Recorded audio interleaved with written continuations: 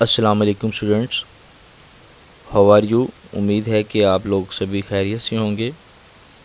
हम बात करते हैं आज के टॉपिक के हवाले से। Today now our topic is friction. What is a friction? Friction basically एक ऐसी फोर्स का नाम है जो किसी भी ऑब्जेक्ट को उसकी मूविंग हालत के ख़िलाफ़ मज़ाहमत पैदा करती है। अगर मैं इसकी डेफिनेशन के हवाले से बात करूं तो हमारे पास फ्रिक्शन की डेफिनेशन क्या है? The force that opposes the motion of a moving objects is called the friction. वो फोर्स जो किसी मूविंग ऑब्जेक्ट के मोशन के ख़िलाफ़ मज़ाहमत पैदा करे उसे हम किसका नाम देते हैं? फ्रिक्शन का नाम देते हैं। हमारे पास हमारे इर्द गिर्द पूरा जो सिस्टम है वो फ्रिक्शन से भरा पड़ा हुआ है। हर जगह पे हर चीज़ में फ्रिक्शन पाई जाती है। फ्रिक्शन की इम्पोर्टेंस ये है कि आप दो चीज़ों को फ्रिक्शन की मदद से जोड़ सकते हैं। आप फ्रिक्शन की वजह से ही ज़मीन पे चल सकते हैं। आप फ्रिक्शन की वजह से ही किसी चलती हुई मशीनरी को रोक सकते हैं, चलती हुई गाड़ी को रोक सकते हैं। फ्रिक्शन हमारे लिए, हमारी ज़िंदगी के लिए, हमारे सिस्टम को सर्वाइव करने के लिए बहुत ज़्यादा ज़रूरी है। हमारे एटमॉस्फेयर में मुख्तलिफ़ किस्म की डिफरेंट टाइप्स की सरफेसेस पाई जाती हैं, जैसा कि यहाँ पे हमारे पास इस पैराग्राफ के अंदर इन्हीं बातों का ज़िक्र है। हमने इस टॉपिक में सबसे पहले इसकी डेफिनेशंस को देखना है। ये उसकी डेफिनेशन आ जाएगी। इन्वर्टेड कोमा में हमेशा आपने डेफिनेशन को लिखना है। उसके बाद आपने हेडिंग देनी है एक्सप्लेनेशन की। एक्सप्लेनेशन में अगर आप देखें तो हमारे पास एक्सप्लेनेशन में ये पैराग्राफ यहाँ से स्टार्ट हो रहा है, इसको मैंने हाईलाइट कर दिया है। तो इसके अंदर जो बात कही गई है वो बेसिकली ये कह रहा है कि हमारे पास जो है वो डिफरेंट टाइप्स की सर्फेसिस होती हैं। कुछ सर्फेसिस बहुत ज़्यादा हाईली पॉलिश होती हैं, स्मूथ होती हैं, और कुछ सर्फेसिस ऐसी होती हैं जो बहुत ज़्यादा रफ़ होती हैं और उनकी सर्फेसिस इतनी ज़्यादा स्मूथ नहीं होती, उसके ऊपर काफ़ी अप्स एंड डाउन्स होते हैं। तो इसी तरह से हमारे हाथों की हथेलियों में देखें तो हमारे हाथों में भी अप्स एंड डाउन्स हैं, और जब हम अपने हाथों को, दोनों हाथों को आपस में रगड़ते हैं तो डेफिनेटली उसमें भी फ्रिक्शन प्रोड्यूस होती है। इसके अलावा डिफरेंट टाइप्स के जो मटेरियल्स हैं उनका जिक्र किया हुआ है। और नेक्स्ट हमारे पास जो बात आती है कि why the friction opposes motion, कि आखिर जो फ्रिक्शन है ये मोशन के ही ख़िलाफ़ क्यों पैदा होती है, इसकी क्या वजह है। तो इसके लिए हम चलते हैं, यहाँ पे एक एग्ज़ाम्पल दी गई है बहुत अच्छी। ये देखिएगा आपके सामने दो ब्लॉक्स हैं। इन ब्लॉक्स में एक छोटा सा ये ऊपर ब्लॉक है, एक नीचे ब्लॉक पड़ा हुआ है। इन दोनों की सरफेसेस यहाँ पे ये इनका सरफेसेस का कॉन्टैक्ट पॉइंट्स हैं, ठीक है। तो जितना इस अपर बॉडी का एरिया है, ठीक है, इसके पूरे एरिया के नीचे ही बिल्कुल इसकी सरफेसेस के क्या हैं? कॉन्टैक्ट पॉइंट्स हैं। कॉन्टैक्ट पॉइंट किसे कहते हैं? कॉन्टैक्ट पॉइंट बेसिकली दो ऑब्जेक्ट्स की सरफेसेस जो आपस में कनेक्ट हों, एक दूसरे के साथ अटैच हों, उसे उसका हम किसका नाम देते हैं? कॉन्टैक्ट पॉइंट देते हैं। और यहाँ पे उसको हम कोल्ड वेल्ड से नाम से बताते हैं। किसके नाम से बताते हैं? Cold weld. अब ये कोल्ड वेल्ड क्या है? एक्चुअली मैंने इतने से एरिए को यहाँ से जूम करके, माइक्रोस्कोपिक से उसे जूम करके देखा, तो मैंने क्या देखा कि इन दो सरफेस के दरमियान में ये आपको अप्स एंड डाउन्स नज़र आ रहे हैं। ये जो अप्स एंड डाउन्स हैं, ये अप्स एंड डाउन्स क्या करते हैं? एक दूसरे ऑब्जेक्ट को मूव करने के लिए, एक दूसरे के ऊपर ऑब्जेक्ट्स को मूव करने में मुश्किल पैदा करते हैं।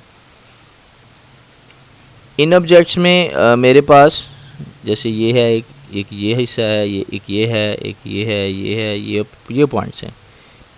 ये वो पॉइंट्स हैं जो बेसिकली क्या करते हैं? एक ऑब्जेक्ट को दूसरे ऑब्जेक्ट के ऊपर हरकत करने में, मोशन में लाने के मुदाखलत पैदा करते हैं। तो ये सरफेसिस पॉइंट जो हैं इनको हम किसका नाम देते हैं? कोल्ड वेल्ड का पॉइंट देते हैं। यहाँ पे उसने ये शो किया हुआ है इन सरफेसिस पॉइंट को, आप देख सकते हैं। यहाँ पे ये नीचे भी है, ये सारा हिस्सा ये बेसिकली किसका है? कोल्ड वेल्ड पॉइंट्स का। एक तो आपके पास कोल्ड वेट की डेफिनेशन आ गई। तो कोल्ड वेट क्या है? वो कॉन्टैक्ट पॉइंट्स हैं जो दो सरफेस के दरमियान एक दूसरे को फ्रिक्शन प्रोड्यूस करते हैं, उन्हें कोल्ड वेट पॉइंट कहते हैं। अब नेक्स्ट चलते हैं जी, हमारे पास ये कोल्ड वेट पॉइंट जितने ज़्यादा इंक्रीज होंगे इनकी सरफेस उतनी ज़्यादा रफ़ होगी, और जितनी सरफेस रफ़ होगी फ्रिक्शन या रेजिस्टेंस वैल्यू उतनी ही ज़्यादा होगी, रुकावट भी उतनी ही ज़्यादा होगी। इसके अलावा हमारे पास जो नेक्स्ट डेफिनेशन है वो है फोर्स ऑफ लिमिटिंग फ्रिक्शन के हवाले से। फोर्स ऑफ लिमिटिंग फ्रिक्शन के हवाले से क्या बात करते हैं? मिसाल के तौर पे जैसे कि मैंने यहाँ पे इसमें देखिएगा जी, मेरे पास एक ब्लॉक है, छोटा ब्लॉक और एक बड़ा ब्लॉक है, दोनों को मैंने एक दूसरे की सरफेस पे रख दिया। इनके दरमियान ये कॉन्टैक्ट पॉइंट्स मैंने यहाँ पे शो कर दिया। अब बात ये आती है कि यहाँ पे इस सरफेस के अंदर जो पाई जाने वाली फ्रिक्शंस हैं, अप्स एंड डाउन्स हैं, यहाँ पे जो अप्स एंड डाउन्स हैं, ये अप्स एंड डाउन्स क्या करेंगे? इनको कभी भी मूव नहीं करने देंगे, बल्कि उसको कोशिश करेंगे कि ये बॉडी रेस्ट में रहे। ओके नाउ, जैसे मैं इस बॉडी पे फोर्स एफ लगाता हूँ, व्हाट विल हैपन? मैं थोड़ी सी फोर्स लगाता हूँ, नॉट अ मैक्सिमम और मच फोर्स जिसमें बॉडी फ़ौरन से ही मूव कर जाए। आप ऐसा करें कि थोड़ी थोड़ी फोर्स लगाकर बॉडी को मूव करने की कोशिश करें। तो जैसे मैंने इसके ऊपर थोड़ी सी लिटिल फोर्स लगाई, बॉडी डज नॉट मूव। मैंने इस फोर्स को और इंक्रीज़ किया, ये बॉडी फिर मूव नहीं किया। मैंने और फोर्स को इंक्रीज़ किया, बॉडी फिर मूव नहीं किया। मैंने और फोर्स को इंक्रीज़ किया, बॉडी फिर मूव नहीं किया। मेरी फोर्स इंक्रीज़ करने के साथ साथ इसकी बॉडी की रेस्ट में रहने की, जो स्टैटिक कंडीशन में रहने की जो फ्रिक्शन फोर्स थी, वो भी इंक्रीज़ होना शुरू होगी। Static condition, you know, the body at the state of rest, body की जो रेस्ट कंडीशन होती है हम उसको उसकी स्टैटिक कंडीशन कहते हैं। तो ये बॉडी क्या करेगा? उसको स्टिल रोक के रखेगा। फिर करते करते इंक्रीज़ करते करते एक ऐसा लेवल आ जाता है कि जिसमें मैं थोड़ी सी फोर्स लगाता हूँ तो बॉडी में मोशन पैदा होनी शुरू हो जाती है। तो ये है वो लेवल जिस पे बॉडी में मोशन प्रोड्यूस हुई। इससे पहले जितनी मैक्सिमम फोर्स मैंने उस बॉडी को लगाई, वो बेसिकली उसकी कौन सी फोर्स थी? Force of limiting friction.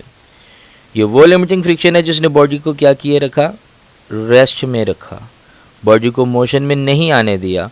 तो वो तमाम फोर्स जो बॉडी को मोशन में लाने के लिए अप्लाई की गई, उस सारी की सारी मैक्सिमम फोर्स क्या कहलाएगी? लिमिटिंग फ्रिक्शन फोर्स कहलाएगी। अब इसके आगे चलते हैं जी। नेक्स्ट हमारे पास यहाँ पे एक और जो है वो आर, एक और फोर्स यहाँ पे शो हो रही है जिसे हम नॉर्मल फोर्स का नाम देते हैं। देखें, जैसे इस बॉडी का वेट डाउनवर्ड मूव कर रहा है तो इस टेबल का एक रिएक्शन भी होगा जो अपवर्ड मूव करता है। तो friction force not only depend the surfaces, friction जो है वो सिर्फ नेचर ऑफ सरफेस पे डिपेंड नहीं करती, इसमें सिर्फ नेचर ही डिपेंड नहीं करती कि जी सरफेस ऑफ नेचर जितनी रफ होगी उतनी फ्रिक्शन ज़्यादा होगी। इसके अलावा it also depend on weight, जितना वेट ज़्यादा होगा फ्रिक्शन फोर्स भी उतनी ही ज़्यादा होगी। इसलिए हमारे पास जो स्टैटिक फ्रिक्शन है वो डायरेक्टली प्रोपोर्शनल होती है किसके? आर की। यहाँ पे आर एक को हम नॉर्मल फोर्स का नाम देते हैं, और ये नॉर्मल फोर्स जो है वो इक्वल टू होती है जी डब्ल्यू के, और डब्ल्यू बराबर किसके होता है? एम जी के, यू नो दैट। तो जैसे ही मैं इस प्रोपोर्शनलिटी साइन को ख़त्म करता हूँ तो यहाँ पे क्या आएगा जी? F S is equal to, यहाँ पे मेरे पास वैल्यू आ जाएगी कांस्टेंट की। जाहिर है प्रोपोर्शनलिटी साइन, जैसे मैं प्रोपोर्शनलिटी साइन को इक्वल में कन्वर्ट करता हूँ तो मुझे यहाँ पे क्या लगाना पड़ता है? प्रोपोर्शनलिटी कांस्टेंट लिखना पड़ता है। तो प्रोपोर्शनलिटी कांस्टेंट यहाँ पे देखा जाए तो वो क्या है? F S is equal to ये सिंबल है। इस सिंबल को वैसे तो हम म्यू कहते हैं, ये म्यू का सिंबल है, माइक्रो भी इसे पढ़ते हैं, लेकिन यहाँ पे ये as a coefficient of friction इस्तेमाल हो रहा है। ये बेसिकली यहाँ पे क्या हो रहा है? As a coefficient of friction के तौर पर हम इसको इस्तेमाल कर रहे हैं। तो यहाँ पे जो इसकी वैल्यू है, अगर मैं इसके लिए फार्मूला बनाना चाहूँ तो म्यू इक्वल टू आ जाएगा एफ एस, और ये आर नीचे जाके डिवाइड हो जाएगा और ये वैल्यू बन जाएगी mu equal to F S over R. यहाँ पे एफ एस भी का यूनिट भी न्यूटन है, आर का यूनिट भी न्यूटन है, तो इस लिहाज से अगर देखा जाए तो म्यू का कोई यूनिट नहीं है। तो म्यू हैज़ नो यूनिट। तो म्यू का जो है वो कोई भी यूनिट नहीं है, because it is the ratio between the same quantity, क्योंकि ये रेशो है किसके दरमियान, एक जैसी मिकदारों के दरमियान रेशो का नाम है, इसलिए इसका कोई यूनिट नहीं होगा, ये दोनों न्यूटन की वैल्यू यहाँ से कैंसिलेट हो जाएंगी। तो ये था जी हमारा टॉपिक। हमने करना क्या है, सबसे पहले सुन लीजिएगा इसकी तरतीब को। सबसे पहले हमने ये डेफिनेशन देखनी है इसकी, डेफिनेशन के बाद हमने हेडिंग देनी है एक्सप्लेनेशन की, उसमें ये पैराग्राफ आ जाएगा सारा। इसमें हमने उसको डिस्कस करना है कि how different types of surfaces को और उनके रफ़ और स्मूथ होने की कंडीशन को हमने डिस्कस करना है। फिर हमने यहाँ पे लिखनी है कोल्ड वेल्ड की डेफिनेशन, और कोल्ड वेल्ड के बाद हमने बात करनी है लिमिटिंग फ्रिक्शन के हवाले से। उसके बाद आ जाएगा हमारा मैथमेटिकल इंडक्शन, जो कि मैंने यहाँ पे आपको दिखाया है।